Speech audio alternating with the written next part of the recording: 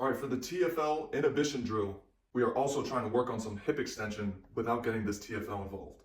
As we know, the TFL drives us into hip flexion, and if this is working, then we're not going to be able to hip extend.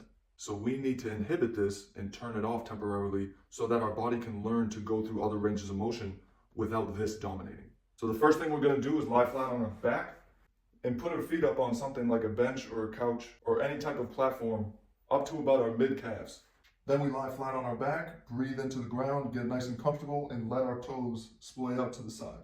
The first thing we want to do is lightly drive our legs into the bench or the couch and posterior pelvic tilt our hips.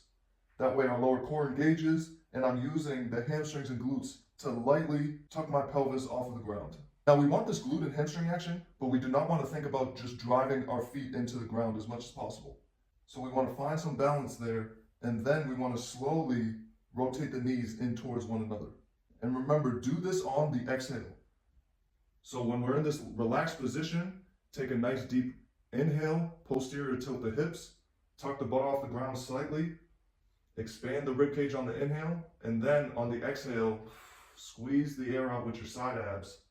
Keep that posterior tilt while you bring the toes and the knees towards one another. Do this for 5 to 8 breaths, which means 5 to 8 reps of this.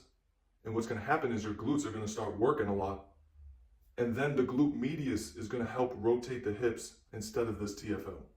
Just like all the other posture chores, 4 out of 10 intensity, and we're mainly trying to focus on the breath more than anything.